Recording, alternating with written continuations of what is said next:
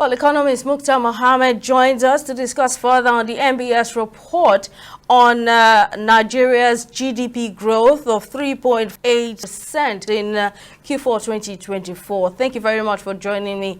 Now, what's your take on that report by the MBS of Nigeria's GDP rise to 3.46%, considering how challenging 2024 was for the nation's economy? Thank you so much for having me. I'm not so surprised about what has happened in the GDP. If you look at that GDP, the sector that have really drive growth in that GDP, you realize that is the insurance and the financial sector.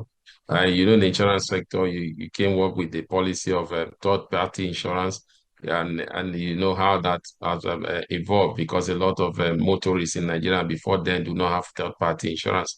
All of them had to do that because of the implication that the Nigerian police, even the commissioner of police were involved. So that had drive growth. For the financial sector, the banking sector recapitalization.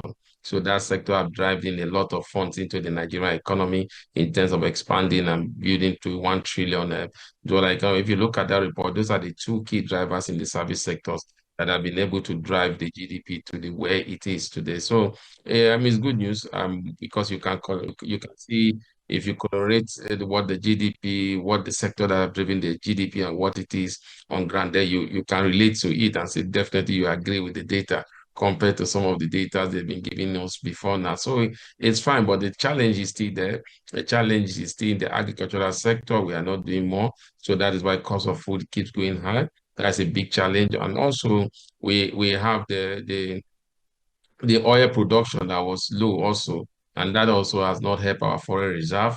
And we are depleting that reserve in stylishly intervening in the FX market. So all these are things that we definitely need to look at going forward. All right, I want to correct myself there. The GDP growth is actually 3.84%.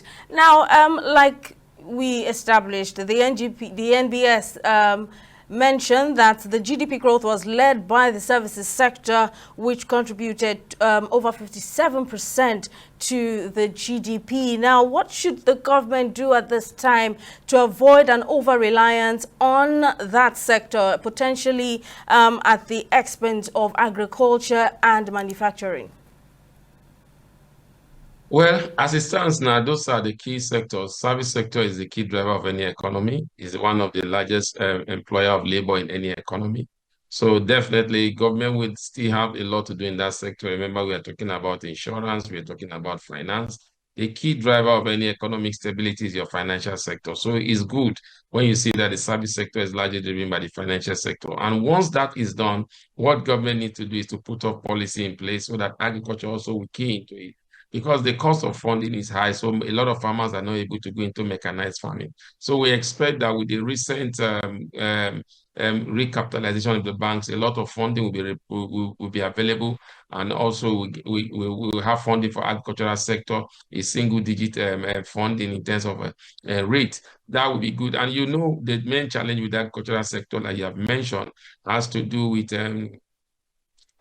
insecurity. So government need to look at that to see how they can improve security so that the farmers can go to farm also.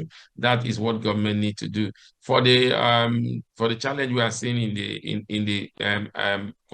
oil output, government need to do more. So we've seen a reduction in oil theft.